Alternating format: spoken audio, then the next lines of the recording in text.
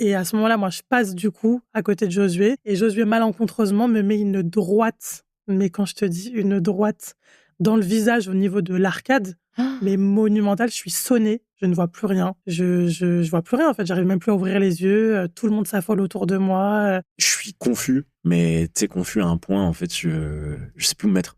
Je me dis, la seule avec qui je voulais pas avoir cette interaction-là, bah, je l'ai eue, en fait. Je me dis, on s'est même pas trop parlé avant ça. On s'est juste dit, bonjour, on s'est échangé 2-3 mots.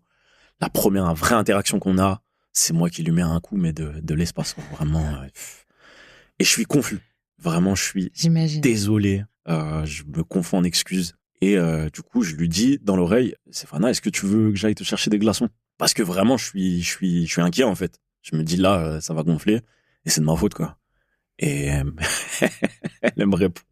C'est très drôle ce qu'elle me répond à ce moment-là. Et ça m'a séduit tout de suite. Elle me dit, ne t'inquiète pas, je suis algérienne. Mes gènes vont me protéger.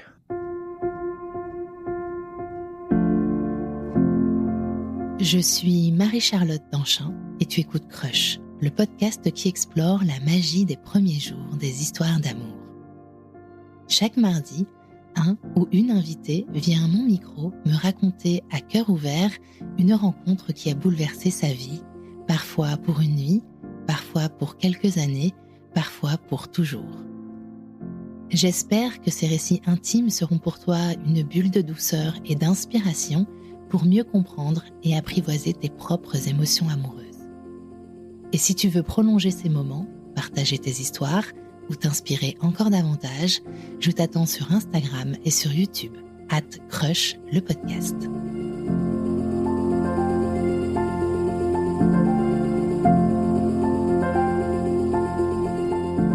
Salut Stéphana, comment ça va? Salut Marie-Charlotte, ça va très bien. Très contente d'être là. Salut Josué, comment ça va? Salut, ça va et toi? Tranquillement, hein, ça va. Ouais, ça va bien. Toujours.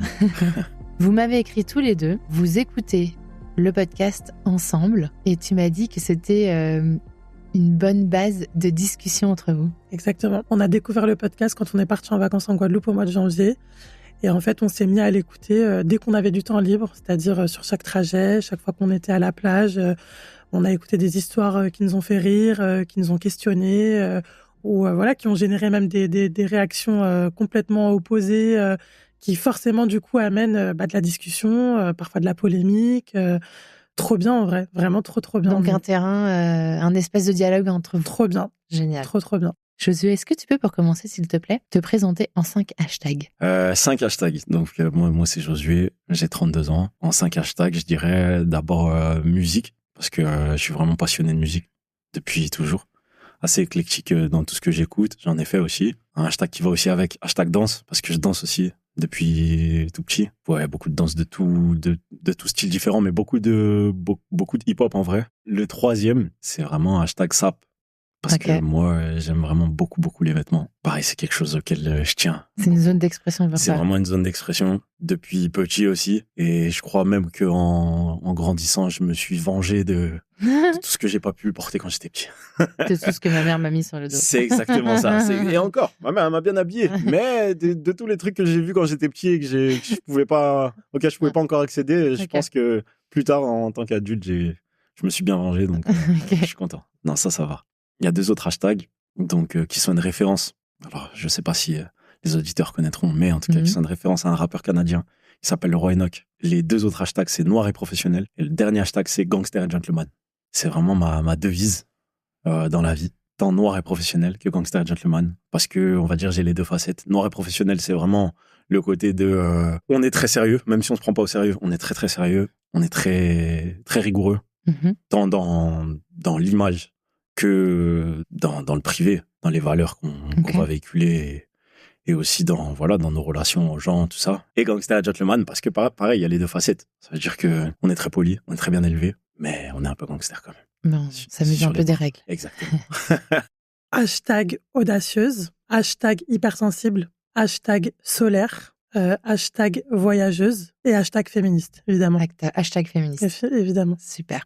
Josué, est-ce que tu peux me dire où est-ce que tu as grandi et dans quel environnement familial? D'abord, je suis né pas très loin, à Vincennes. Après, j'ai grandi pendant un temps à Saint-Ouen, donc juste à côté de Paris. Tu sais que moi, j'ai grandi à Saint-Denis. Ah bah voilà, tu vois, on est voisins. Voilà. 93 200, on connaît très bien, c'est 93, juste à côté de chez moi. 9-3. Ah, exactement, 9-3, c'est ça. J'ai grandi d'abord à Saint-Ouen, ensuite mes parents ont déménagé sur Grenoble. Donc voilà, c'est là que j'ai fait mon enfance, mon adolescence. Ok. T'as des frères et sœurs? Ouais, un petit frère, une petite sœur. Quel modèle de couple parental tu avais sous les yeux et qu'est-ce que ça t'a donné comme vision de l'amour? Et bah écoute, pendant très longtemps, moi, mes parents, c'était quand même un modèle pour moi, puisqu'ils sont restés quand même très longtemps ensemble, mes parents, avant que je comprenne que il y avait 2-3 dysfonctionnements, voire un peu plus. Okay. Pour moi, on était un peu la famille modèle, en tout cas, pendant un temps. Donc, moi, j'ai toujours eu le modèle en vrai, l'amour, ça peut durer toute la vie. Et t'y croyais? Et ouais. Même encore aujourd'hui, en fait, j'y crois. Même malgré tout un tas d'expériences. Mais en vrai, pour moi, je suis sûr qu'on peut aimer quelqu'un et faire sa vie avec. Et c'est toujours quelque chose que j'ai eu en ligne de mire, en tout cas en modèle, ouais. Quelles sont les références culturelles qui ont construit ta vision de l'amour? Tu regardais des séries, tu regardais des films, surtout musique? Moi, je suis beaucoup plus musique, hein. Et ça va être cliché ce que je vais dire, mais il y a un truc qu'on dit souvent, c'est l'amour, si ça sonne pas comme le R&B des années 90, j'en veux pas, tu vois. Oh, j'adore. On dit souvent, moi, j'avais jamais entendu. Ouais, hein. mais nous, justement, tu vois, dans mon cercle, chez les amateurs, on va dire, et ben, on dit souvent ça. Si ça sonne pas comme le R&B des années 90-2000, j'en veux pas. Ça veut dire, moi, je suis vraiment dans un truc de, gentleman, quoi. Tu vois, t'es à fond sur ta personne et faut que ça sonne comme ça, tu vois. Faut que l'amour, il sonne comme un son de Luther Vandross, tu vois. Faut que quand tu l'entendes, tu le vois, tu sais que c'est ça. J'ai grandi dans le 95 avec mes 2 parents, ma sœur jumelle et ma petite sœur, dans un environnement familial plutôt sain, mais dans lequel j'ai pas forcément vu mes parents s'aimer. Je les ai pas vus s'aimer. J'ai plutôt vu du désamour entre eux au fur et à mesure des années. Et puis après, quand on a grandi, on s'est rendu compte qu'il y avait eu beaucoup d'infidélité, beaucoup de trahison, ce qui a quand même conduit à ce que moi, en tout cas pour ma part, j'ai une image des relations hommes-femmes assez biaisées. Et c'est sur ça que je me suis construite du coup en tant que femme, ce qui du coup m'a amenée à avoir des relations un peu chaotiques. Est-ce que tu as une vision idéalisée ou plutôt désabusée quand tu commences à avoir tes premières histoires d'amour? En fait, quand je commence à avoir mes premières histoires d'amour, moi je me dis que de toute façon la fidélité ça n'existe pas, que quoi qu'il arrive, il y aura forcément un moment où je vais me faire trahir ou parce que c'est ce que j'ai toujours vu, que ce soit dans mon cercle familial, mais aussi dans mon entourage. Donc, je m'attends pas à rencontrer quelqu'un avec qui ça dure toute la vie, quoi.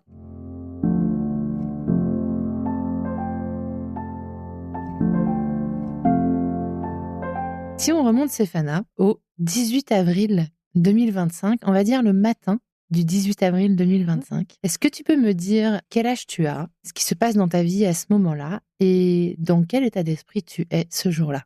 Alors, j'ai 31 ans. Le matin du 18 avril, je suis hyper excitée. Pourquoi? Parce que le soir, je suis inscrite à un événement qui s'appelle le show dating. Moi, à ce moment-là, je suis célibataire depuis le mois de novembre, après la plus grosse désillusion amoureuse de toute ma vie. J'étais avec un homme avec qui je suis restée pendant 2 ans. On devait se marier. Il avait un enfant. J'avais rencontré son enfant très rapidement. Et au retour d'un voyage qu'on a fait à Zanzibar, il m'a larguée en fait en me disant qu'il n'était pas prêt à s'engager. Au moment en fait où on devait vraiment faire preuve d'engagement, s'installer et que vraiment la relation prenne une autre dimension, il m'a larguée. Donc je suis effondrée entre le mois de novembre et le mois de fin janvier, on va dire. Et février-mars, c'est vraiment là où je commence à reprendre un peu du poil de la bête. Je commence à me sentir mieux, j'ai envie de sortir, j'ai envie de revoir mes copines, je me sens bien dans ma peau. Je me dis que voilà, si m'arrivait ça, c'est pas pour rien, c'est que ça m'évite des épreuves encore bien plus douloureuses. Donc, le matin du 18 avril, je me sens bien. Et en plus, hyper excitée, voilà, parce que mes copines m'ont inscrite à un événement qui s'appelle le show dating. C'est quoi? Le soir même, je suis censée aller rencontrer des mecs à l'aveugle dans un théâtre à Paris avec du public, qui nous pose des questions. Donc, on est sur scène. Moi, je suis d'un côté et un mec de l'autre côté. On a les yeux bandés tous les deux. Non. Et, ouais, si. Mais je ne connais pas ce truc. C'est génial. Le show dating. Le show dating. Okay. Ouais, le show dating, c'est à la Villette. Et donc, c'est tes copines qui t'ont inscrite? Ouais. Ma sœur et une copine à moi qui m'ont inscrite. On y va toutes les 3. Ok. Donc, c'est du speed dating sur scène à l'aveugle. C'est un peu comme tourner manège, en vrai. Exactement. En fait, voilà. Et les gens, du coup, dans le public, sont là pour, nous poser des questions. Mais pendant que les gens nous posent des questions, nous, on ne se voit pas. Il y a un rideau qui nous sépare. Du coup, c'est qu'à la fin, en fait, qu'on se découvre, quoi. D'accord. Donc, moi, je suis hyper excitée le matin du 18 avril. Ok. Donc, ça veut dire quand même que tu as beaucoup d'illusions sur cette soirée. Tu t'en dis quoi? Est-ce que tu y vas pour te marrer ou tu as vraiment envie de rencontrer quelqu'un? Franchement, j'y vais en me disant qu'on va s'éclater, parce que ça a l'air quand même extrêmement drôle, que je me dis qu'au-delà que moi, je vais monter sur scène, on va voir aussi d'autres gens, peut-être qu'on va avoir des histoires d'amour secret. Je me dis pas que je vais rencontrer l'homme de ma vie, je me dis qu'on va passer un bon moment, que je vais me marrer et que ça va être cool. Et qu'en plus, après ça, on doit sortir danser. Donc, vraiment, la journée, la soirée, ça annonce trop cool, quoi. Le matin du 18 avril 2025, je m'apprête à prendre le train, du coup, pour venir à Paris, depuis Annecy, car maintenant, je suis sur Annecy. Donc, du coup, je m'apprête à prendre le train pour venir à Paris, car le soir, justement, je vais voir un concert avec mon frère, concert de Kate Ranada. Pareil, pour ceux qui connaissent, très grand DJ. Il fait un concert à Bercy. Et du coup, moi, je m'apprête à prendre le train le matin, voilà, pour Paris. J'ai mon train, tout se passe bien. Est-ce que tu es excité par cette soirée parisienne? Je suis assez excité par cette soirée parisienne, déjà parce que Kate Ranada, c'est quelqu'un que j'écoute depuis 2011 et que j'ai jamais eu l'occasion de voir moi en live. Et du coup, vraiment, on est tellement heureux avec mon frère de pouvoir venir le voir. Mon frère, en plus, est pas à Annecy, est sur Lyon. Donc, en fait, on va vraiment se rejoindre à Paris. Donc, ça fait un petit moment qu'on s'est pas vu. On sait qu'on va se voir pour ça. Et en parallèle, je sais que juste après, il y a une amie qui m'a invité à une soirée. Donc, je me dis, en vrai, là, on va passer une super soirée. Okay. On va faire le concert et on va passer une bonne soirée derrière. Donc, voilà, une soirée tout en musique, tout en habits. Et moi, j'aime bien ça. Ton avis là-dedans. Nous, on sort du concert avec mon frère, on passe se changer. C'est pour ça que je te dis tout en habit. Tu vois, nous, on est très sérieux sur ça. Tu t'habilles comment? J'ai un petit pantalon vert, un peu large, une paire, du coup, assortie, pareil, blanche-verte, un débardeur, une chemise un peu transparente. Et du coup, j'accessoirise aussi, parce que du coup, j'ai des lunettes qui sont vertes pour assortir au pantalon et à la paire. Et des bijoux aussi, en conséquence. Moi, j'aime beaucoup tout ce qui est chaîne, bague, voilà. Ouais, donc, j'ai un peu tout ce qu'il faut. Je confirme, hein, donc voilà. Tu te fais face à moi, tu as... deux bagues sur chaque des main. Bagues vertes, justement. Ouais. C'est pas des petites bagues, hein, c'est un peu des chevalières. C'est des chevalières. Et une chaîne, voilà, c'est ça. Du coup, j'arrive à cette soirée de choix dating au max. Je suis en bombe, mais vraiment, j'ai une robe, elle est divine. Je me regarde dans le miroir 1000 fois, je me dis, mais qui peut me stopper? Personne. Franchement, je me trouve trop belle, donc j'y vais trop confiante avec mes copines, etc. L'ambiance est trop cool, il y a énormément de célibataires. C'est là d'ailleurs où je me rends compte de toutes les femmes, genre juste trop incroyables, surqualifiées, diplômées, intelligentes de la trentaine qui sont toutes célibataires. Je me dis, mais c'est quand même dingue qu'on nous laisse comme ça vivoter alors que on devrait nous verrouiller, quoi. Toutes les femmes qui étaient dans le public, je me dis, c'est dingue qu'on soit toutes aussi nombreuses célibataires. Ok, il y a autant de mecs? Non. Beaucoup plus de femmes que d'hommes. Et d'ailleurs, les hommes, je les entends se faire la remarque. Comment ça se fait que toutes ces femmes-là soient célibataires? Donc, hyper intéressant.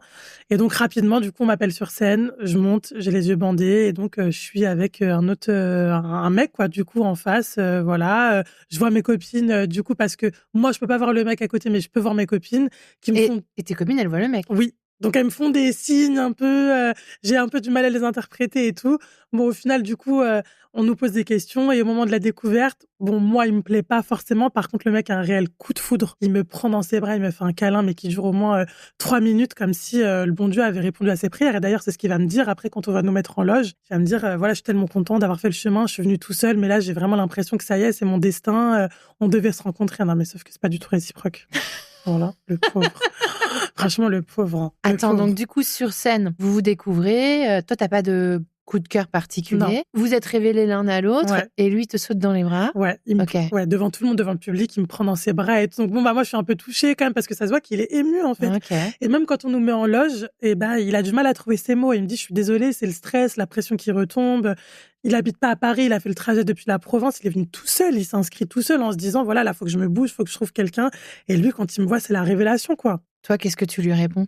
Je sais pas trop quoi lui dire. Je lui dis que voilà, je suis contente de cette rencontre et tout, mais moi, en sachant très bien que ça irait pas plus loin, quoi. Donc, on garde contact quand même. Je lui donne mon numéro de téléphone et dans un second temps, après, quand il va m'envoyer un message, gentiment, je vais lui dire que j'ai adoré l'expérience, mais que voilà, c'est mieux qu'on en reste là, que le coup de foudre n'a pas été réciproque et on se quitte. Enfin, voilà.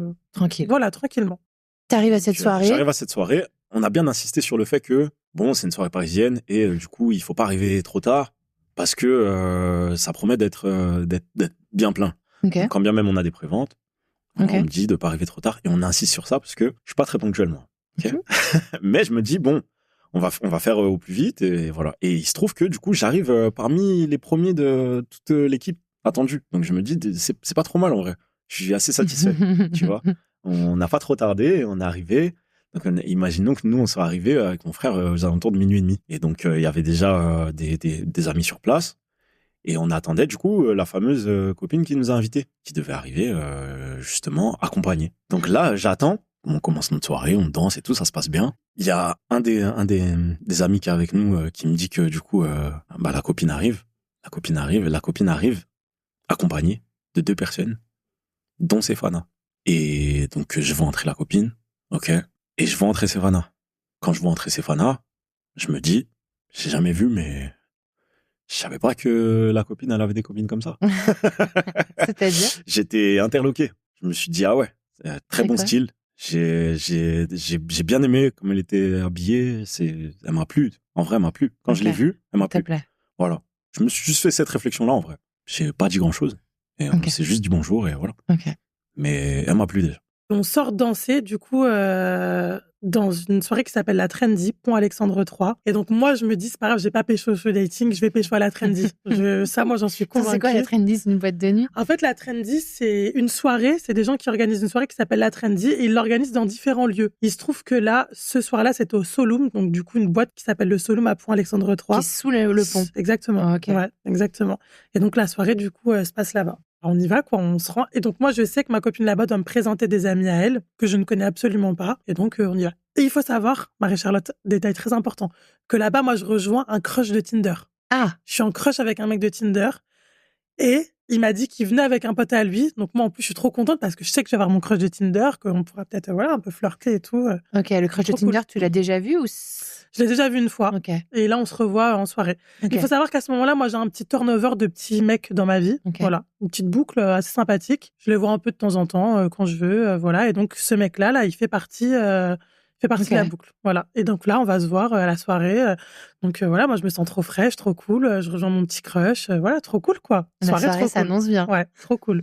J'arrive au Solum, je rencontre du coup les amis de ma copine Lola. Dans le lot, donc il y a un fameux Josué, je lui fais la bise, je fais la bise à ses autres amis. Voilà, c'est des danseurs, les amis de Lola, donc qui occupent l'espace de manière trop géniale. Pas pro, mais des très bons danseurs. Voilà. Okay. Donc ils envoient quand même. Ils sont hyper charismatiques. Voilà, Josué, il danse extrêmement bien et tout. Moi, je danse beaucoup. En vrai, je vais pas en soirée pour tenir les murs. Hein. Je sors pas beaucoup. Donc si je sors. C'est pour prendre les 3 points.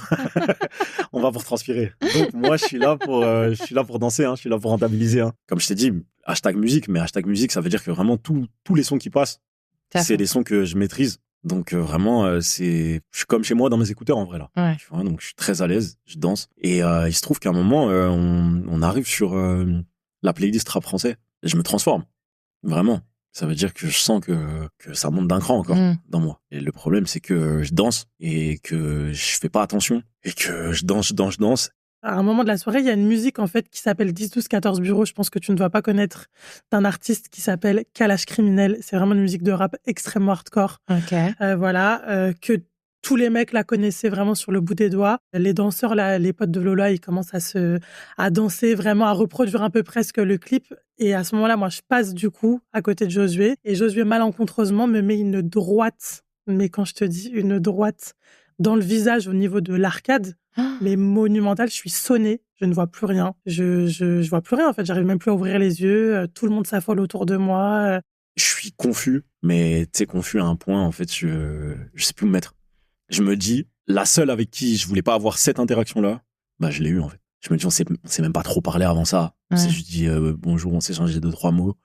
La première vraie interaction qu'on a, c'est moi qui lui mets un coup, mais de l'espace, vraiment. Et je suis confus. Vraiment, je suis désolé. Je me confonds en excuses. Et du coup, je lui dis dans l'oreille, Stéphana, est-ce que tu veux que j'aille te chercher des glaçons? Parce que vraiment, je suis inquiet, en fait. Je me dis, là, ça va gonfler. Et c'est de ma faute, quoi. Et elle me répond. C'est très drôle ce qu'elle me répond à ce moment-là. Et ça m'a séduit tout de suite. Elle me dit, ne t'inquiète pas, je suis algérienne, mes gènes vont me protéger. C'est comme ça que tu le prends. Et à partir de ce moment-là, on a commencé à avoir que des échanges vraiment percutants. En fait, ça m'a plu tout de suite qu'elle rebondisse comme ça. Ça m'a mis à l'aise. Elle, ça lui a plu que je lui propose ça. Alors que pour moi, c'était la moindre des choses. J'ai pas eu de traces vraiment, mais en tout cas, j'ai mis du temps à rouvrir les yeux, à comprendre un peu ce qui m'arrive, d'où est-ce que le coup il partait. Puis j'ai mes copines qui sont autour de moi, qui me demandent comment ça va, et j'entends du coup, Josué qui est confus, mais qui est vraiment confus, qui s'inquiète de mon état, et qui vient me dire à l'oreille, Stéphana, est-ce que tu veux que je te ramène des glaçons? Et cette phrase a absolument tout changé dans le cours de cette soirée. Je ne sais pas comment expliquer. Sa voix dans mes oreilles avec la musique ambiante. Puis il a un timbre de voix qui est quand même assez particulier, Josué. Une voix très rauque, mais en même temps suave, très rassurante, en même temps sexy. Je sais pas, c'est un mélange de plein de trucs.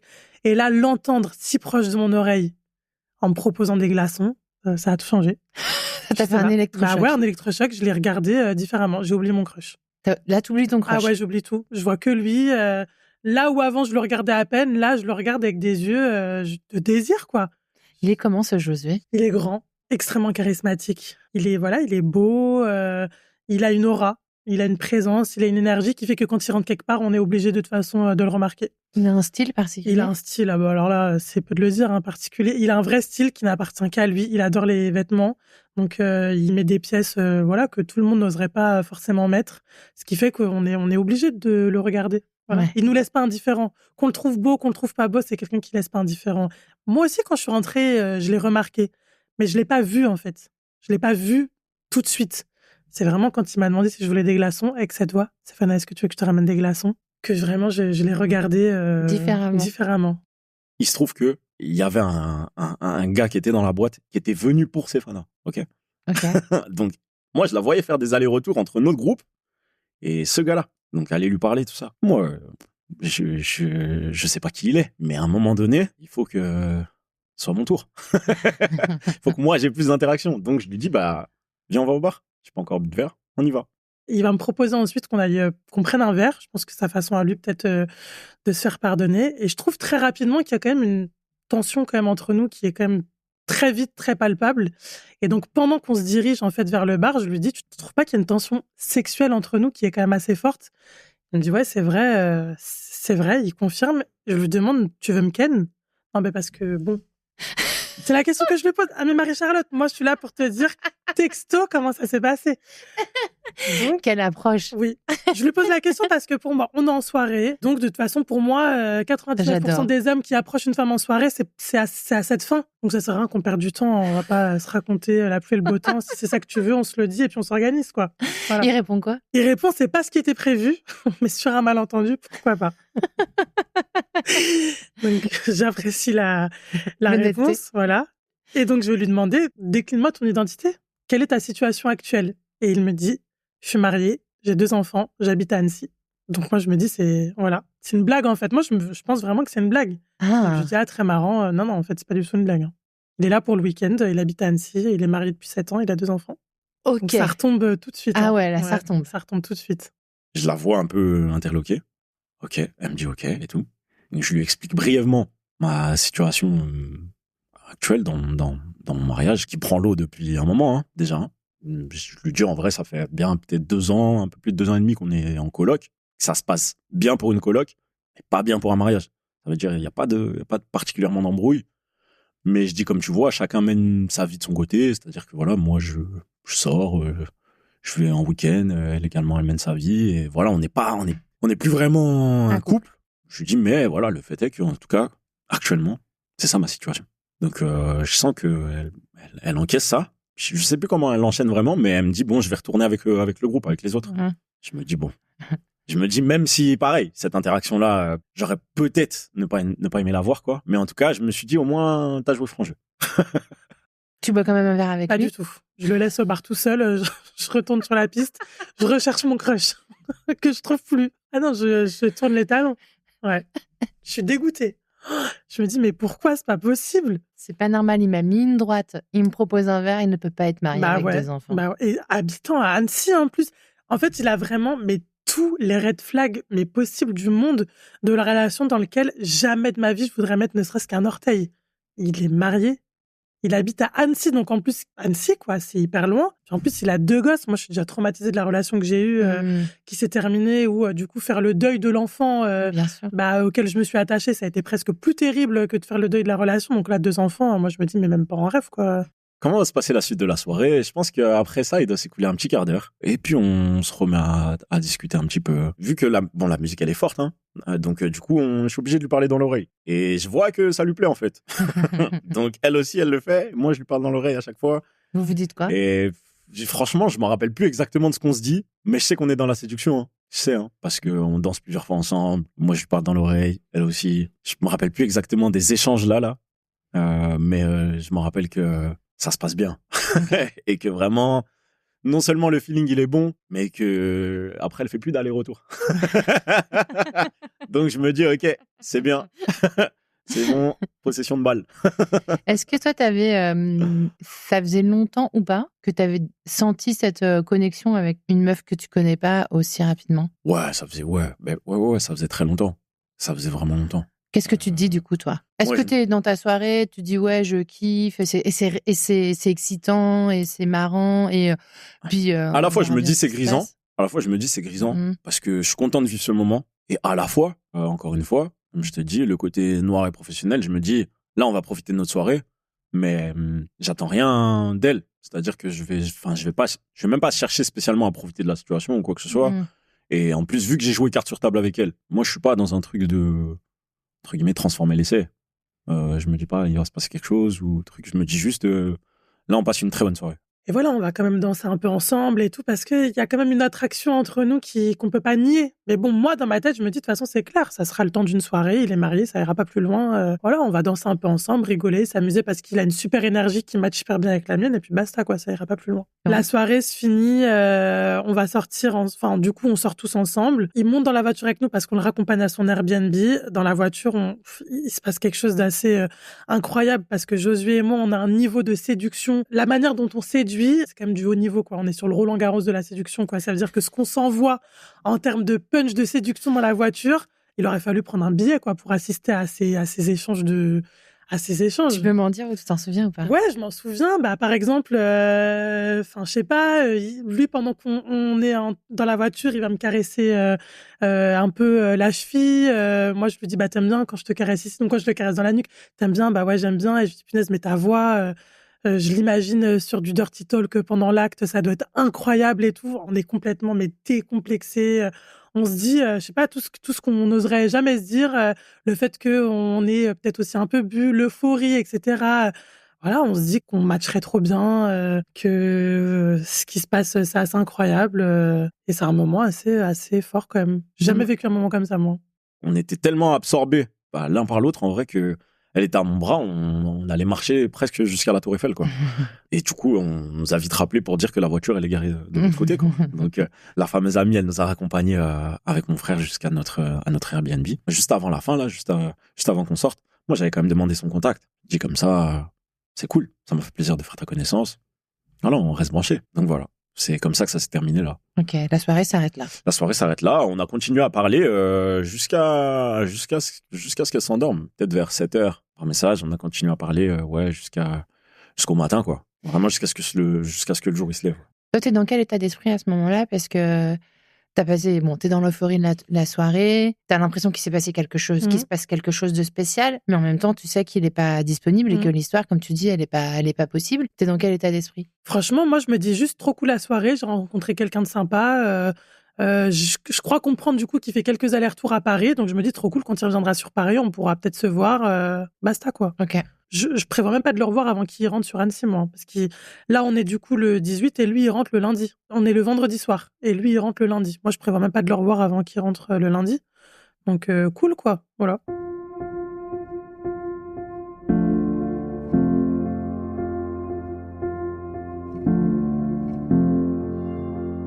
Le lendemain matin, quand tu te réveilles, ou le lendemain soir, le lendemain après-midi, le lendemain midi, en fonction de l'heure à laquelle tu te lèves. C'est ça. Tu penses quoi quand tu regardes ce qui s'est passé avec Stéphana pendant la soirée? Qu'est-ce que tu te dis? Je me dis, c'est quand même spécial. À la fois, j'étais troublé parce que je me disais, c'est pas censé t'arriver.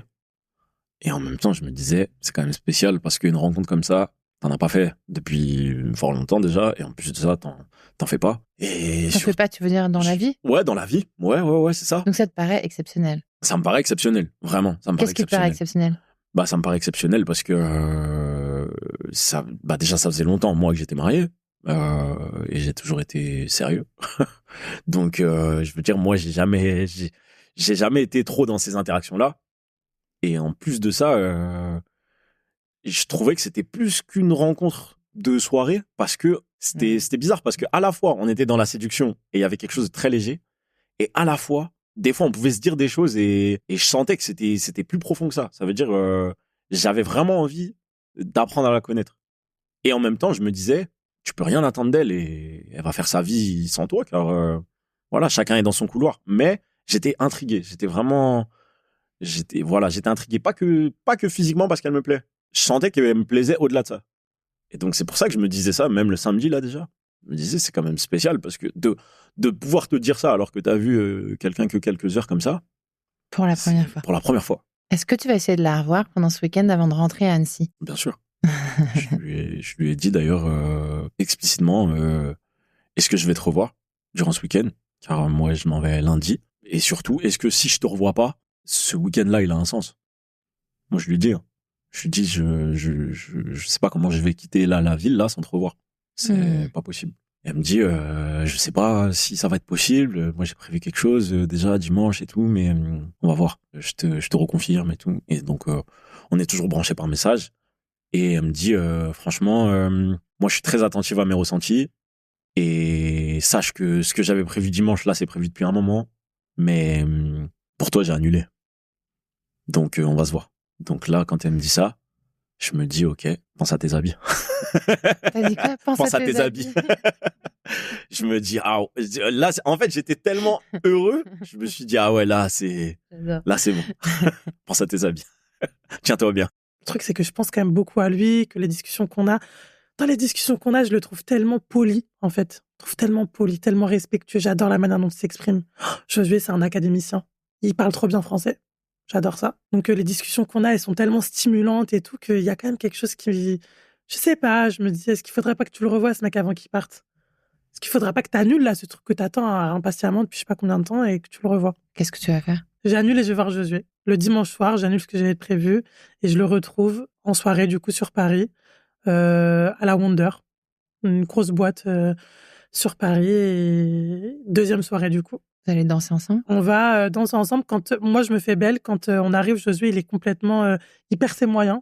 C'est-à-dire que moi, je suis quand même contente de le voir. Je m'approche de lui pour le prendre dans mes bras. Il bouge pas, en fait. Il est complètement pétrifié. Il a l'air très intimidé de me retrouver. Quand je la vois, sans abuser, je suis subjugué. Voilà. Vraiment, là, cette fois, je me dis, ah ouais, ok. Donc, en fait, non seulement elle te plaît vraiment, mais là, c'est... Sauf que je suis subjugué et je suis tétanisé. Et ça, pareil, c'est quelque chose qui m'arrive pas. Moi, je suis quand même assez à l'aise. Elle arrive, je m'en rappelle, elle court vers moi, elle me fait un câlin, mais mes bras, ils restent le long du corps tellement je suis choqué de la voir. De la voir belle, de la voir, je sais pas, pimpante. Elle est brillante, en tout point. Parce qu'elle a mis des paillettes en plus. Et je me dis... je suis tétanisé, je sais plus quoi faire de mon corps. Alors que j'ai mes habits. J'ai l'armure. Mais vraiment, je sais plus quoi faire. Je suis tétanisé à tel point que je sais plus quoi faire et que on se fait même refuser l'entrée de la première soirée à laquelle on a prévu de rentrer. Parce que t'es trop habillé? Pas parce que je suis trop habillé, parce que je bois une grande rasade d'un cocktail qu'on a fait devant le vigile. Ah ouais. Simplement parce que je sais plus quoi faire de mon corps, alors que j'avais même pas bu en plus. Mais je sais plus. Je suis désemparé. Ok. Donc du coup, le vigile me voit faire ça, il me dit, mais qu'est-ce que tu fais? Et il me dit, non, ça va pas être possible. Et c'est la première fois d'ailleurs qu'on me refuse l'entrée de quelque part. Calé. Tu vois, je me dis, c'est incroyable. Je me dis, tout seul, t'es rentré partout, accompagné, t'es rentré partout. Il a fallu que ce jour-là, encore une fois, elle soit là et tu perds tes moyens. Alors que moi, je perds pas mes moyens. Donc, on trouve une solution de repli. Heureusement, il y a une soirée qui est juste à côté, qui est pas trop mal, mais qui risque d'être bondée. Bon, vu qu'on est arrivé tôt, là, on est sur place tôt, ça se passe bien, on entre, et paradoxalement, on commence à avoir des discussions hyper profondes sur la santé mentale. Moi, je lui explique, moi, je joue vraiment que carte sur table avec elle. Ça veut dire, je lui explique que j'ai fait une dépression pendant un moment, que je suis allé en thérapie, que je me suis soigné. Je lui explique un peu pourquoi. Elle m'explique aussi des éléments de son parcours. On a vraiment une discussion profonde. Et je me dis, pareil, t'es jamais venu dans une soirée pour discuter aussi profondément, même avec un pote que tu connais depuis longtemps. C'est là que je me dis vraiment, tout au long de la soirée, ouais, c'est quand même, c'est une rencontre spéciale, quoi. Vraiment, vraiment. Et on va se parler un peu, voilà, de nos vies jusqu'à présent. Donc Josué, là, il va m'expliquer qu'il a fait plusieurs dépressions pendant son mariage, que son mariage, aujourd'hui, c'est une coloc dans lequel il se sent extrêmement mal, qu'il est, voilà, il se sent négligé, qu'il se sent pas heureux. Et il va m'expliquer que pour lui, en fait, le bonheur, c'est une option qu'il n'a pas choisie.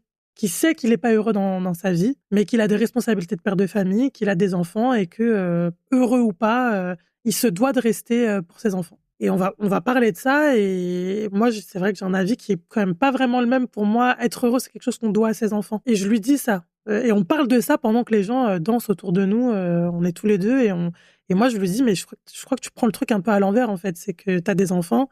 Tes enfants, ils vont grandir et ils vont grandir dans un environnement où ils vont voir des parents qui s'aiment pas. Et je sais très bien de quoi ça traite puisque c'est moi-même l'environnement dans lequel j'ai grandi. Et je lui dis, ça fait des ravages et ça va poser des questions plus tard à tes enfants quand ils vont grandir et quand ils vont se positionner en tant qu'adultes dans leur relation que t'as pas envie de traiter avec eux, quoi. Donc, je pense qu'être heureux, c'est quelque chose que tu dois à tes enfants. C'est un choix qu'il faut que tu fasses pour eux. Si tu veux pas le faire pour toi, je pense qu'il faut que tu le fasses pour eux. Ça va générer les questions que ça va générer chez toi, mais en tout cas, moi, mon avis, c'est que être heureux, c'est pas une option. C'est un devoir qu'on a vis-à-vis de ses enfants quand on en a. Il faut leur montrer la voie du bonheur, quoi.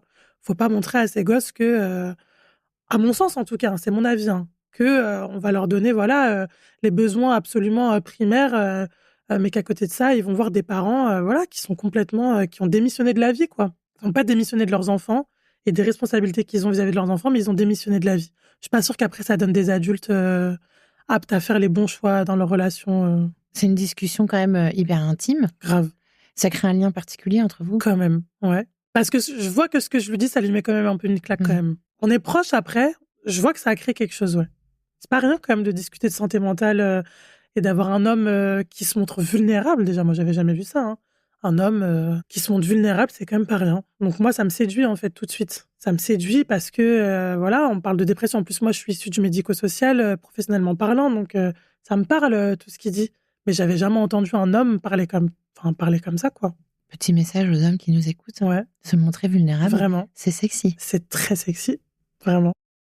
T'as l'habitude de te livrer comme ça et de te montrer aussi vulnérable, que ce soit avec tes potes ou quand tu fréquentes une fille, sachant que ça remonte à longtemps parce que j'entends que t'es marié depuis longtemps. Ouais, c'est ça. Franchement, non. Ça me prend en général beaucoup de temps avant de me livrer. Là, je le faisais aisément. Donc ça aussi, ça me posait question. Ça veut dire vraiment, je le faisais sans forcer. Qu'est-ce qui te rassure en fait dans son comportement? C'est quoi l'espace qu'elle arrive à créer pour que tu arrives à avoir cette... Déjà, je sens qu'elle m'écoute sincèrement. Et en vrai, peut-être que ça faisait un moment que ça m'était pas arrivé aussi. Chez moi, en tout cas. Et le fait qu'elle m'écoute sincèrement, sans jugement, en vrai, ouais, je me livre facilement. Et ça me coûte pas. Même avec mes amis, ça peut arriver, voilà, que je me confie, tout ça, mais c'est des gens que je connais depuis toujours. Moi, mes amis, en vrai, je les ai depuis 15, 20 ans, donc c'est des gens, voilà, qui m'ont vu grandir. Là, je rencontre quelqu'un dans une soirée où c'est censé vraiment être léger, on est censé juste s'amuser, et je peux lui parler de trucs vraiment profonds. C'est quand même quelque chose. Je suis impressionné. Ouais. Est-ce que vous allez réussir à vous séparer pendant cette soirée? Parce que j'imagine que quand la connexion, elle est aussi forte que ça, t'as pas envie que la soirée, elle s'arrête, t'as pas envie que la discussion, elle s'arrête, t'as pas envie t'as pas envie de la quitter, quoi. J'ai pas envie, ouais. Je crois qu'elle non plus. La soirée battant son plein et le monde commençant à affluer de manière exponentielle.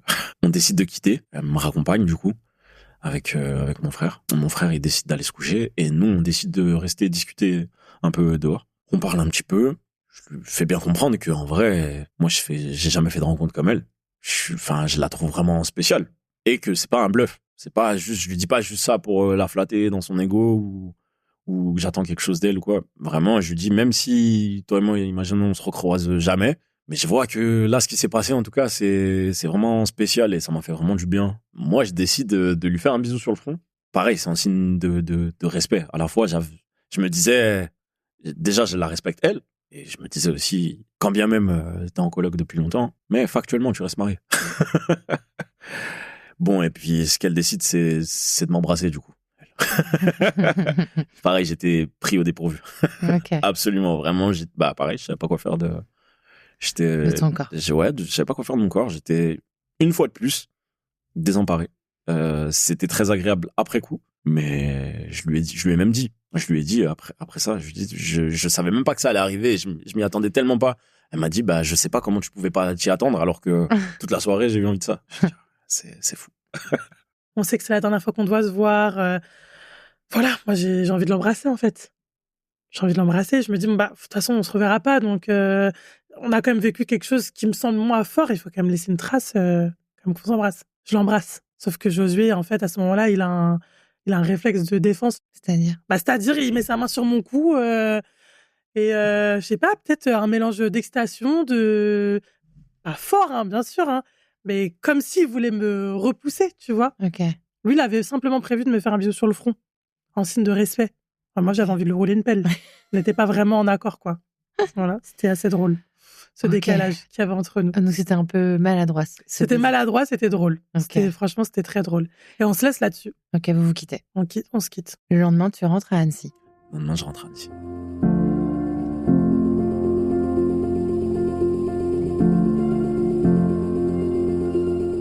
Qu'est-ce qui va se passer pendant les jours qui suivent? Toi, comment tu approches, j'ai presque envie de dire, cette nouvelle vie, parce que j'ai l'impression qu'elle a chamboulé un truc et que du coup, tu vas devoir... Elle a chamboulé un truc chez moi, effectivement. En plus, quand je rentre à Annecy, on continue de se parler. Il faut savoir quelque chose aussi, c'est que moi, je déteste le téléphone.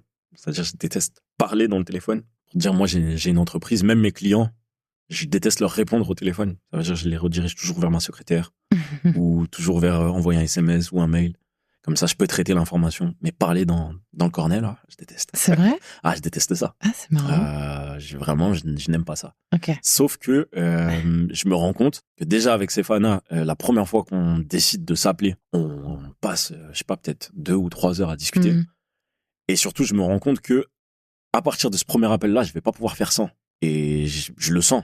Vraiment, je me dis, c'est incroyable parce que moi qui déteste le téléphone, je me vois pas lui parler uniquement par message, là. Et je me rappelle, je sortais beaucoup mon chien très tard le soir et on se parlait à l'infini au téléphone là durant cette semaine. Donc on se parle et à un moment elle me dit quelque chose pendant qu'on se parle et qu'il est assez tard dans la nuit parce qu'elle sent qu'elle commence à s'attacher et moi je le sens aussi. Mais elle me dit, en vrai, j'ai l'impression que toi, tu vas rien faire. Dans le sens, tu vas pas te positionner. Au moment où elle m'a dit ça, ça m'a fait un déclic. Parce que c'est vrai que dans mon discours, moi, je suis beaucoup voilà, je vais pas chambouler ta vie. On s'est rencontrés, la rencontre, elle est incroyable. Je vois que t'es quelqu'un d'incroyable, t'es quelqu'un d'exceptionnel en tout point. J'ai compris ça. La façon dont on a discuté, ça m'a éclairé sur ça. Mais moi, j'ai pas envie de chambouler ton existence. J'ai pas envie que tu mettes ta vie en pause pour moi. J'ai pas envie de te faire croire quoi que ce soit. Moi, je suis dans mon couloir. Je suis pas heureux. En plus, il y a aussi une dimension chez moi, peut-être dans mon éducation, qui fait que pour moi, un homme, le but de l'existence d'un homme, c'est pas d'être heureux. Donc ça, c'est quelque chose que j'exprime beaucoup à Stéphana. Je le dis en vrai, moi, je suis concentré sur mes responsabilités, sur m'occuper de mes enfants, faire du bien autour de moi, m'occuper de ma famille. Mais que je sois heureux ou pas, c'est pas mon problème. Ça, c'est un truc que tu ressens à ton égard ou à l'égard des hommes en général? À l'égard de beaucoup d'hommes autour de moi qui veulent prendre la responsabilité. Il y a aussi quelque chose qu'on dit dans mon entourage, c'est que si tu vois un homme sourire avec ses 32 dents, c'est souvent qu'il prend pas ses responsabilités. Un homme qui sourit trop, c'est un irresponsable. Ça veut dire qu'il est heureux et que donc il est irresponsable. C'est souvent que c'est un irresponsable. C'est souvent des hommes qui vont fuir une situation, qui pensent à rien, qui font des enfants qui s'en occupent pas, et on a souvent ce cliché-là, en tout cas chez nous, de si tu vois un homme qui souffre, ouais, il souffre. En même temps, c'est un homme, il fait ce qu'il a à faire. Il travaille, il se dépense pour sa famille. Il pense pas à est-ce qu'il est heureux, il pense pas à son bonheur à lui. Il pense à prendre ses responsabilités, faire du bien autour de lui. Quand tu dis chez nous, ça veut dire quoi? Quand je dis chez nous, c'est tant dans ma famille que dans mon entourage proche. Okay. Vraiment, la majorité des gens que j'ai autour de moi, qu'ils soient heureux ou pas, on a un sens des responsabilités qui est aigu. C'est une injonction faite aux hommes, effectivement, de s'occuper du foyer, d'assurer le minimum vital pour... Exactement. Ok. Exactement. Mais par contre, j'avais pas conscience que c'était aussi, du coup, une barrière au bonheur. Je pense que c'est pas une barrière au bonheur. mais qu'en tout cas, le bonheur, il n'entre pas en ligne de compte dans cette prérogative-là. Okay. C'est-à-dire que si t'es heureux, tant mieux. Ouais. Parce que moi, je pense qu'il y a un moment dans mon mariage, j'ai été heureux. Dans ma famille aussi. Maintenant, à partir du moment où j'ai pas été heureux, ça change quelque chose pour moi. Ça doit pas changer quelque chose pour autrui. Ça doit pas changer quelque chose pour les autres. Ça doit pas... Bien sûr que, en fait, il y a quand même des dommages collatéraux. Mais toi, tu dois continuer à prendre tes responsabilités. Tu dois travailler, tu dois assumer ton choix. Tu dois faire ce que tu as à faire. Quand elle te dit ça, Stéphana, quand elle te dit j'ai l'impression que tu vas pas te positionner, qu'est-ce que ça déclenche chez toi? Je pense pareil à ma devise, toujours, non professionnel. S'il y a bien un truc que j'ai toujours fait dans ma vie, c'est me positionner. Et s'il y a bien un truc que je fais aussi, c'est je peux pas être lâche. Donc ça veut dire je peux pas rester entre deux, à la fois entre guillemets profiter de cette bouffée d'oxygène que Stéphana m'apporte, parce que je peux me confier, je peux lui parler et tout ça, et en même temps rester dans une vie où je suis malheureux, alors que maintenant j'ai connaissance qu'il peut y avoir autre chose. Il va falloir que tu parles à ta femme, enfin en tout cas à ton ex-femme du coup, mais il va falloir que tu parles à ta femme, parce que il y a aussi quelque chose chez moi de l'ordre du mutisme quand je vais pas bien. Moi ça fait longtemps que je ne parle plus en fait, que je parle uniquement de la logistique, comment on s'organise, qui rentre à telle heure, qui fait quoi. Moi je m'organise, en fait je suis vraiment axé uniquement sur mes responsabilités. Ouais. Le reste, ça peut être aussi un mécanisme de défense de se taire quand il y a trop d'émotions ou que c'est trop compliqué à gérer. T'as pas mal. Moi, j'ai fait ça quand j'étais gamine. Quand c'était trop compliqué, je parlais plus. Stéphana, elle va partir en voyage. Comment t'appréhendes le voyage, le départ de Stéphana? Qu'est-ce que ça te fait? Elle t'annonce qu'en plus, elle aura pas de réseau et que du coup, elle pourra pas vraiment communiquer avec toi pendant 10 jours. Comment tu le prends? Je me rends compte à ce moment-là qu'elle va vraiment me manquer. Alors qu'on est loin de toute façon. Mais je me dis que là, en plus de la distance, on va pas pouvoir se parler comme on fait chaque jour. En plus, il y a toujours aussi cette phrase-là qui résonne dans ma tête, tu vas rien faire. Et moi, à partir de cette phrase-là, plus le fait qu'elle m'annonce qu'elle va partir en voyage et qu'on va moins se parler, je me dis, en fait, moi, j'ai pris ma décision. Non seulement je vais me positionner, mais elle va voir. Donc, je décide... du coup, je crois 6 jours après, en fait, enfin, ouais, c'est ça, 6 jours après notre rencontre, de m'asseoir avec, du coup, la mère de mes enfants, lui parler, lui dire, écoute, ça fait longtemps que toi et moi, on est dans cette coloc-là. Ça fait longtemps que toi, tu me parles de divorce, de séparation, et que moi, j'ai toujours esquivé ça. Parce que, justement, aussi par sens des responsabilités, pour les enfants, parce que je me suis pas marié pour ça. Mais je comprends que est-ce qu'il vaut mieux pas être heureux chacun de son côté plutôt que malheureux tous les deux dans la même maison. Elle me dit en vrai, même si cette discussion-là elle m'attriste, je suis du même avis que toi.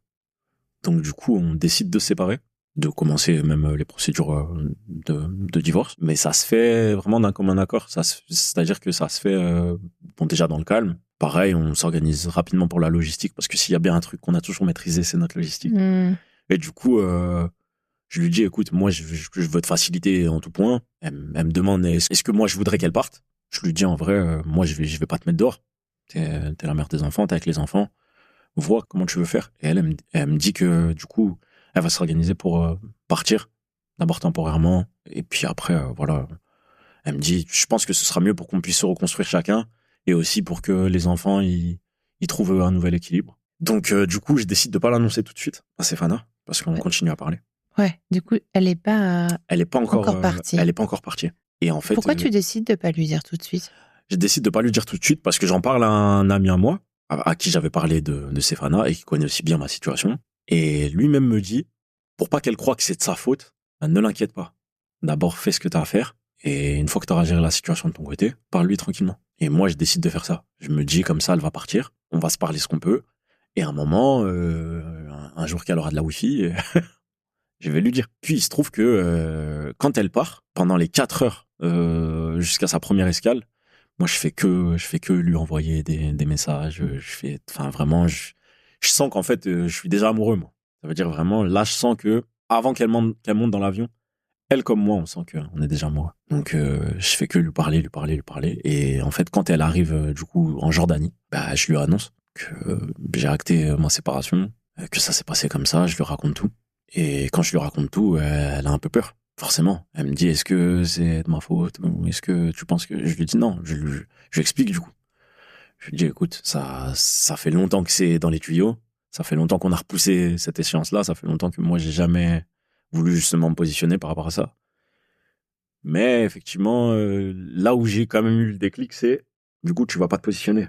J'avais jamais cru que je pouvais être heureux, ou en tout cas que je pouvais prendre la responsabilité, faire des choix dans ce sens-là. Et là, je me suis dit, en vrai, j'ai choisi ça. J'ai choisi d'être heureux, donc, tant pour moi que pour mes enfants, que pour même le respect que j'ai pour la mère des enfants, il fallait faire ça. Ouais, c'est vrai que c'est vertigineux parce que, et pour toi, et pour elle. Parce que pour toi, quand même, c'est un gros bouleversement, c'est une grosse décision, c'est un engagement auquel tu mets fin, alors que tu as l'air d'être un homme droit et d'engagement. Et elle, effectivement, dans sa position, délicat. C'est ça. C'est ça. Qui suis-je? Exactement. Et puis, est-ce que ça va pas trop vite? Est-ce que c'est pas trop? Exactement. Exactement. Et puis elle me dit, je sais pas si par tout ce que je t'ai dit, elle veut pas avoir l'impression qu'elle a brisé un foyer.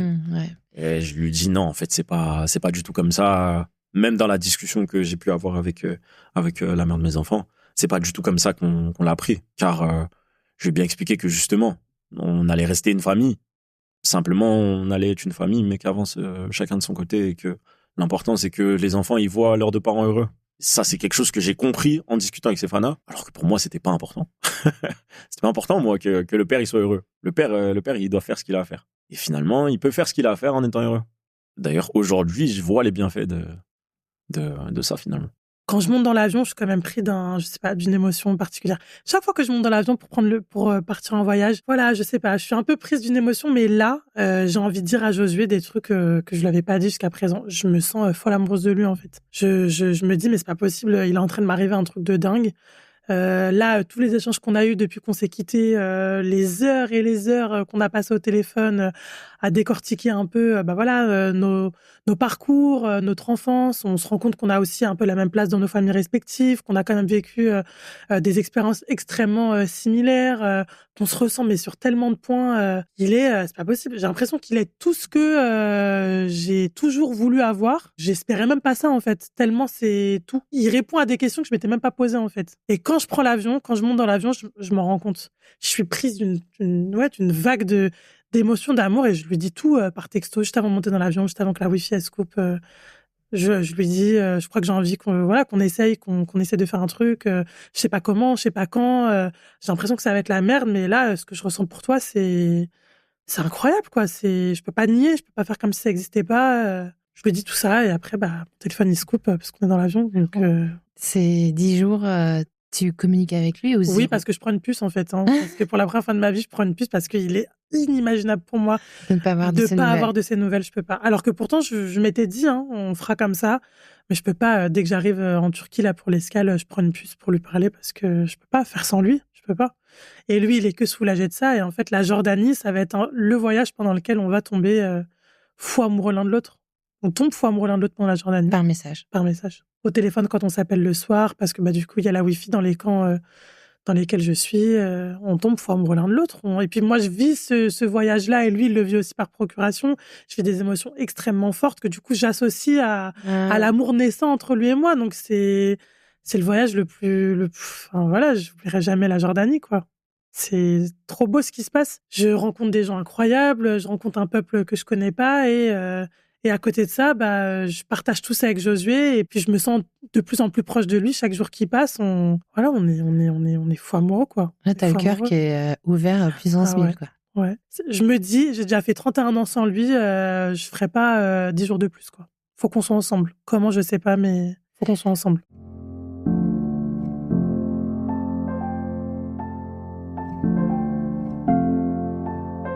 Elles te font peur, ces retrouvailles, ou pas? Parce qu'elles sont juste énormes, en vrai. Elles sont énormes. Vous êtes vus 2 fois dans votre vie? On s'est vus 2 fois. Vous avez passé des heures à communiquer par téléphone, Exactement. par message. Vous êtes fait des vraies promesses. Exactement. Vous avez mis des vrais mots. Exactement. Des grands mots. Et là, il va falloir se retrouver. Là, il va falloir se retrouver. Se confronter à la réalité. Exactement. T'es dans quel état d'esprit? T'arrives à la gare, c'est ça? Ouais, quand j'arrive à la gare. Quand j'arrive gare de Lyon, on est le 7 mai. Mon anniversaire, c'est le 8 mai. Voilà. On est le 7 mai au soir. Quand j'arrive à la gare, je suis très heureux, très excité. Mais je sens encore l'effet de je peux perdre mes moyens à tout moment. Et d'ailleurs, c'est quelque chose qui me quitte pas, en fait. Je suis toujours dans le truc de quand je la vois, je sais plus quoi faire. Et du coup, je la vois sur le quai de Gare de Lyon. Elle court vers moi. On est dans des retrouvailles absolument incroyables. Mais moi-même, j'ai du mal à réaliser, en fait, ce moment-là. Car je me dis, je l'ai enfin retrouvée. Genre, c'est elle. Voilà.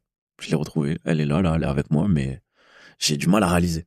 Que celle avec qui tu as autant échangé, avec qui tu t'es dit tant de choses, elle est vraiment là. Elle est là. Ouais. Voilà. Bah ouais, parce que dans ce genre de situation, on est en pleine cristallisation, Vraiment, idéalisation, vraiment. fantasme. C'est la folie. Ah bah oui. Ouais, c'est la folie. T'arrives quand même à te détendre un peu. J'arrive à me détendre un peu, ouais.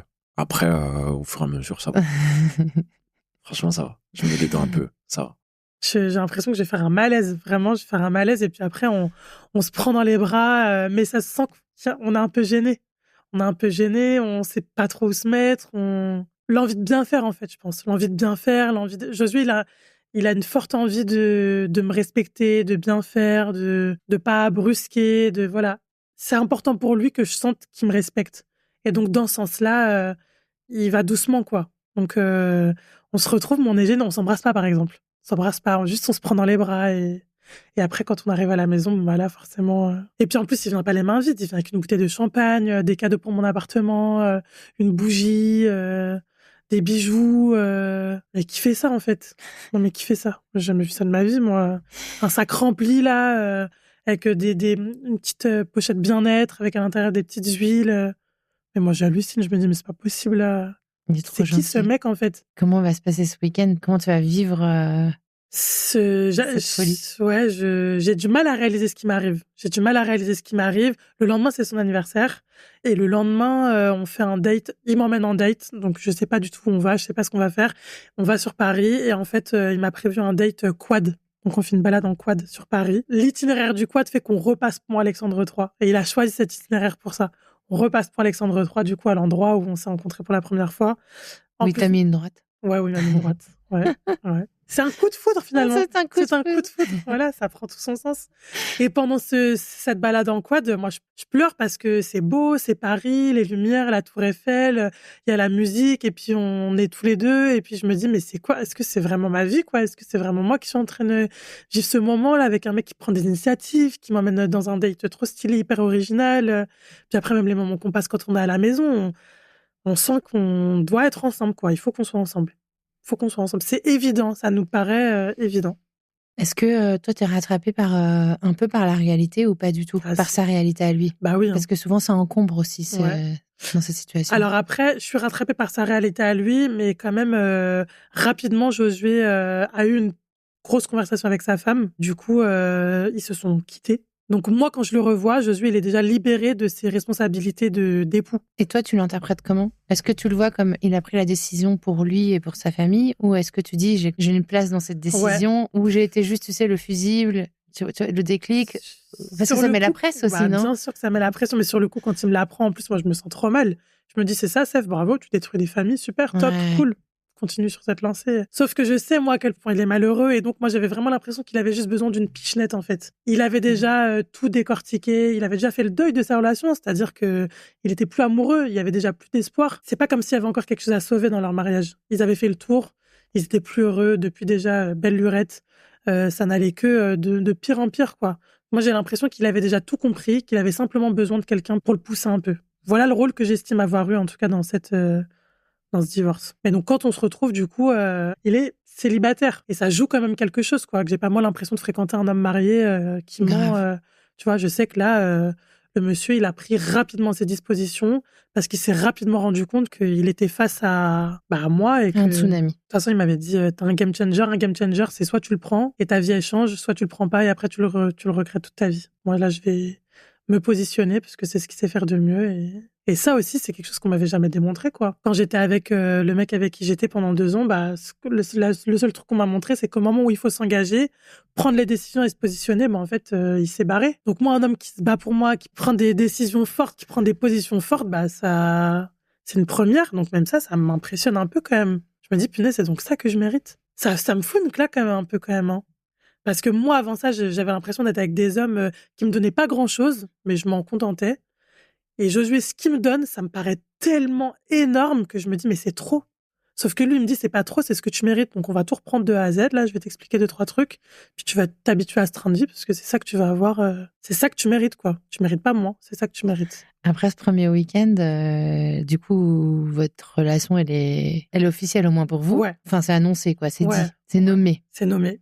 Les au revoir sont déchirants. Moi, les relations à distance, j'ai trop de mal. C'est trop dur. Surtout qu'on prend tellement de place dans la vie de l'un de l'autre quand on est ensemble que quand on se sépare, moi, j'ai l'impression que ma vie, elle a plus de sens. C'est terne, c'est vide. Qu'est-ce que je fais de tout ce temps qu'on a à passer ensemble? Donc oui, on continue à se voir, on s'organise. C'est beaucoup lui qui vient sur Paris parce que moi, je peux pas descendre parce que il y a les enfants, les week-ends, etc. Moi, je connais pas encore ses enfants, donc pour l'instant, je reste tranquillement à ma place. Donc ouais, on continue à faire des allers-retours. À chaque fois qu'on se voit, c'est plus fort que la fois d'avant. Chaque fois qu'on se quitte, c'est plus dur que la fois d'avant. Je oscille entre des moments de joie intense quand on se retrouve et quand on est ensemble, à des moments de down. Mais quand on se quitte, j'ai du mal à m'en remettre, quoi. Tu vois, les départs à chaque fois, ils sont extrêmement douloureux, mais ce qui rend à chaque fois les retrouvailles toujours plus intenses. Donc, on est dans un entre-deux comme ça, on s'organise, quoi.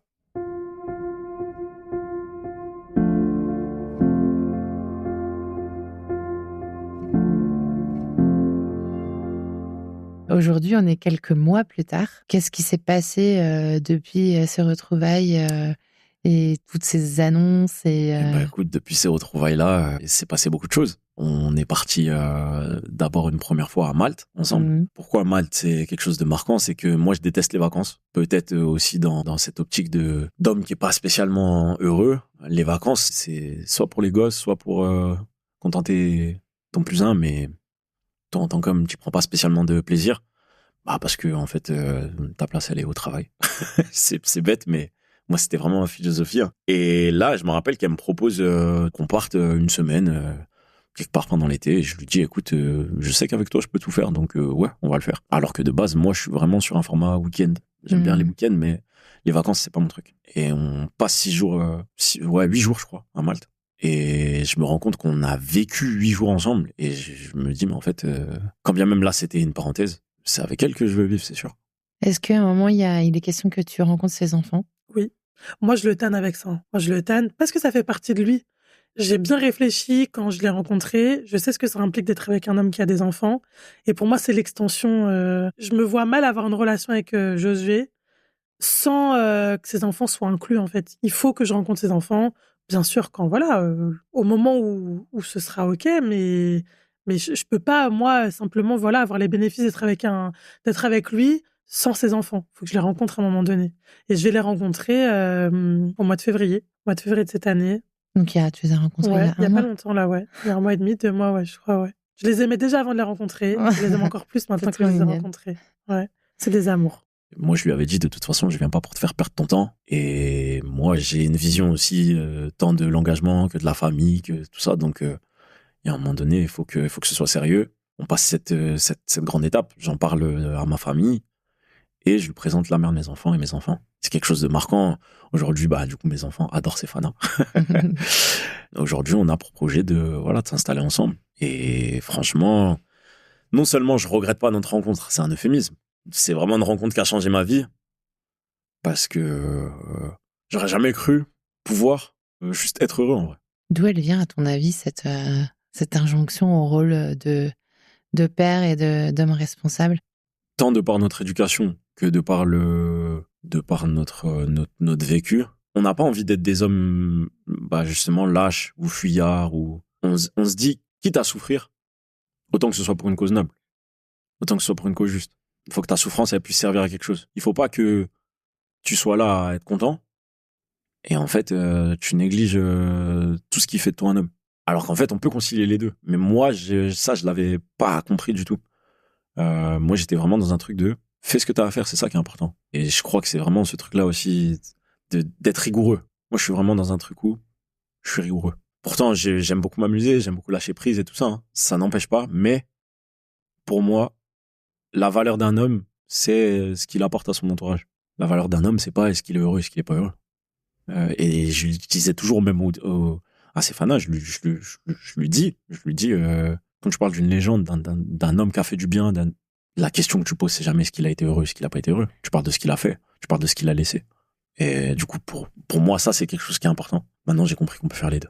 Stéphana, pourquoi tu avais envie de venir me raconter cette histoire? On avait trop envie, et moi et nous deux, on avait trop envie de raconter cette histoire parce que aujourd'hui, il y a énormément de gens quand même qui croient plus en l'amour. Moi, la première, avant que je le rencontre, on a l'impression que c'est des trucs qui arrivent soit que dans les films, soit aux autres. Et moi, j'avais envie de raconter cette histoire pour montrer aux gens que c'est possible, que des fois dans la vie, il faut faire preuve d'un peu d'audace quand même, qu'il faut pas avoir peur de provoquer un peu le destin, parce qu'il y a plein de gens qui ont envie d'être amoureux et de vivre une histoire d'amour incroyable, mais qui attendent un peu que ça se passe, qui attendent un peu que quelqu'un leur tombe dessus. Je pense que des fois dans la vie, il faut un peu provoquer les choses, pas avoir peur d'oser en fait. Il faut y aller, ça existe en fait. Ça arrive, ça existe pour tout le monde. L'amour de toute façon c'est pour tout le monde, donc ça existe. Qu'est-ce qui s'est passé entre vous? Qu'est-ce qu'il a fait lui? Qu'est-ce que t'as fait toi, selon ton point de vue, en termes d'audace justement? Ça s'est joué où? Ça s'est joué après la droite, hein. Franchement. Après la droite, le rapide échange qu'on a avant que j'apprenne qu'il est marié et qu'il a des enfants, ça déjà quand même, faut le faire quand même, hein. Faut y aller quand même.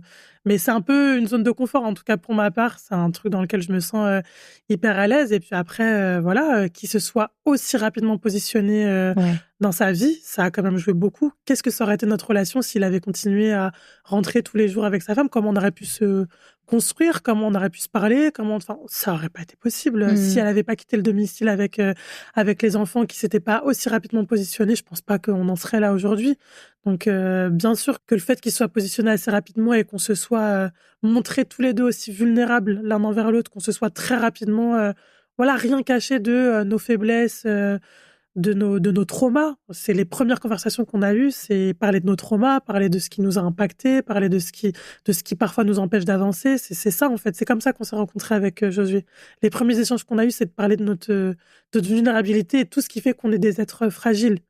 Et en fait, ça aussi, c'est audacieux. Il faut du courage pour se montrer fragile à l'égard de quelqu'un qu'on connaît à peine, quoi.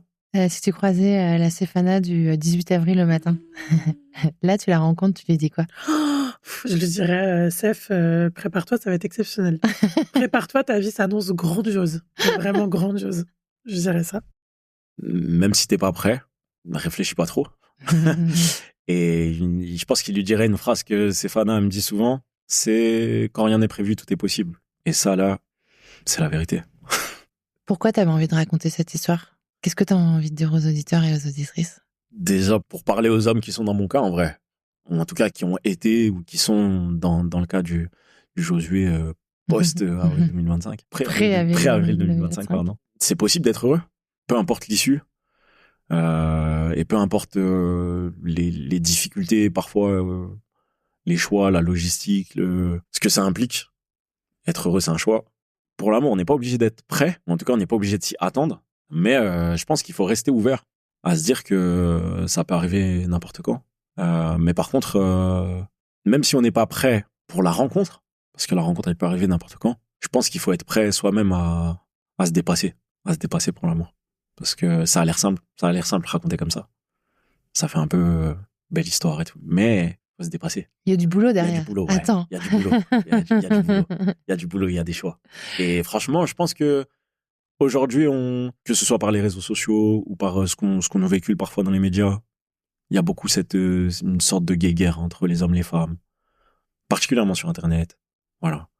Je pense que faut sortir un peu de ça. Il faut voir dehors comment les gens, ils ont besoin d'être heureux et d'un amour simple, d'un amour sain. Et du coup, faut être prêt pour ça. Faut que le cœur, il reste ouvert à ça, de telle manière à pouvoir se dépenser le jour où on sent que c'est bon, la porte, elle est ouverte là. Est-ce que pour terminer, tu as un petit message à glisser à Josué? Je l'aime. Je l'aime plus que tout au monde. Je le remercie pour tout. Il a changé ma vie. Il a changé ma vie, il a tout changé. Je vais pleurer. Ouais, moi aussi. Du coup, je l'aime trop. Voilà. Stéphana, je t'aime. Déjà, ça c'est le premier petit mot. Et le deuxième, c'est vraiment merci. Parce que chaque jour, elle m'ouvre les yeux. Je peux dire qu'elle m'a ouvert les yeux, mais chaque jour, en fait, elle m'ouvre les yeux. Chaque jour, c'est un sacré soutien. Pour elle, je vais toujours m'impliquer. En tout point.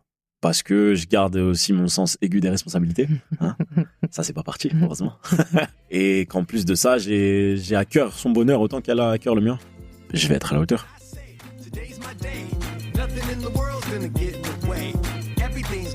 Merci d'avoir écouté cet épisode. Je compte sur toi pour aller mettre 5 étoiles et un commentaire sur ta plateforme d'écoute favorite, notamment Apple Podcast. Ça prend littéralement 30 secondes et c'est crucial pour soutenir mon travail complètement indépendant. Si tu veux venir à mon micro, tu peux m'écrire sur crush.lepodcast@gmail.com et si tu veux me soutenir financièrement, clique sur le lien Patreon dans le descriptif de cet épisode. Mille merci pour ton écoute et à la semaine prochaine pour un nouveau Crush. I'm not sure how long it'll last, but I'm gonna keep smiling and having a blast. I take aim and I just can't miss. Ask me why do I feel like this? What can I say?